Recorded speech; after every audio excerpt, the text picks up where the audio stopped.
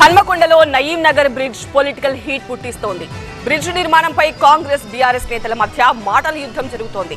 కాంగ్రెస్ హయాంలో నిర్మించామని అధికార పార్టీ నేతలు చెబుతుంటే కాదు తాము నిర్మించామని బీఆర్ఎస్ నేతలు అంటున్నారు. ఇలా రెండు పార్టీల మధ్య బ్రిడ్జ్ నిర్మాణంపై జరుగుతున్న క్రెడిట్ ఫైట్ లో చీరా గాజుల రాజకీయం హైలైట్ అయింది. ఇది చీరా గాజుల రాజకీయం పార్ట్ 2.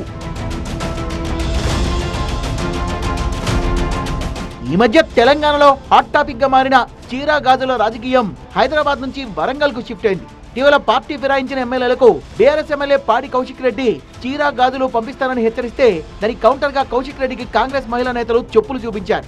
హన్మకొండలోని నయీం నగర్ బ్రిడ్జి పై మళ్లీ చీరా గాజుల రాజకీయం రచ్చరైపోయింది. హన్మకొండలో నయీం మీరు మ్యూచువల్ ఫండ్స్ లో ఇన్వెస్ట్మెంట్ చేద్దాం అనుకుంటున్నారా? కానీ మ్యూచువల్ ఫండ్స్ గురించి ఏమీ తెలియదా? ఏం కంగారు పడకండి, ఫ్రీడమ్ యాప్ ని డౌన్లోడ్ చేసుకోండి. నగర్ బ్రిడ్జి నిర్మాణం, నాలా విస్తరణపై కాంగ్రెస్ బీఆర్ఎస్ మధ్య జరుగుతున్న క్రెడిట్ ఫైట్ లో చీరా గాజుల టాపిక్ హైలైట్ అయింది. హన్మకొండలోని నయీం నగర్ బ్రిడ్జి నిర్మాణంపై ఇటీవల మాజీ మంత్రి కేటీఆర్ చేసిన వ్యాఖ్యలతో ఈ రచ్చ మొదలైంది. బ్రిడ్జి నిర్మాణానికి మా ప్రభుత్వం హయాంలో డిజైన్ చేసి నిధుల్ని కేటాయిస్తే ఎమ్మెల్యే నాయిని క్రెడిట్ పొందుతున్నారని విమర్శించారు కేటీఆర్. కేటీఆర్ వ్యాఖ్యలకు కౌంటర్ గా యాక్షన్ పార్ట్ కు రెడీ అయ్యారు ఎమ్మెల్యే నాయిని. బ్రిడ్జి పైనే తేల్చుకుందాం రా అంటూ కేటీఆర్ కు సవాల్ విసిరారు. చెప్పినట్టుగానే తన పార్టీ శ్రేణులతో ఆదివారం ఉదయం 10 గంటలకు అక్కడికి చేరుకున్నారు. ఆయనతో పాటు కలిసి వచ్చిన కాంగ్రెస్ కార్యకర్తలు చీర, గాజులు, మంగళహారతులు తీసుకొచ్చారు. ఇదే ఇప్పుడు హాట్ టాపిక్ గా మారింది. అసలు బ్రిడ్జి నిర్మాణంపై కేటీఆర్ ఏమన్నారో ఒకసారి చూద్దాం. నయీం నగర్ నాలా కానీ ఇంకోటి కానీ 300 కోట్లు పెట్టి ఖర్చు పెట్టి కట్టి మొన్నవాడు మీ ఎమ్మెల్యే అనుకుంటూ పూలాభిషేకం చేయించుకోవడం 700 900 తెలియదు. 9 నెలల 9 రూపాయలు తినోడు ఆయన పూలాభిషేకాలు చేయించుకుంటాడు. జల్దీ ఉడగొట్టిండట. ఈ సిపాయి వచ్చినాకనే అయిపోయిందట. ఈయననే మొదలుపెట్టిందట, ఈయననే అయిపోయిందట, మొత్తం అయిపోయిందట. అట్లా వాడేమో చేయండి చెప్పుకోవటం, మనమేమో చేసింది చెప్పుకోవాలి.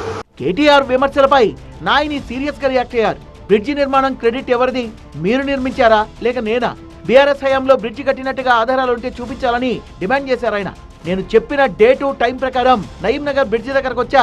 కేటీఆర్ ఎక్కడున్నావు, తమ్ముంటే రా, బహిరంగంగా చర్చిద్దామని సవాల్ చేశారు. మనం అంతా కట్టించిన అంటాను కదా, ఈడికేరా ఆదివారం అని చెప్పిన. ఎందుకు రాలే? నువ్వు రాకపోయినా మీ వాళ్ళైనా పంపించచ్చు కదా. వాడలల్లా చెప్పులదండేసి ఊరేగిస్తారు మిమ్మల్ని మీరు చేసిన కథలకు.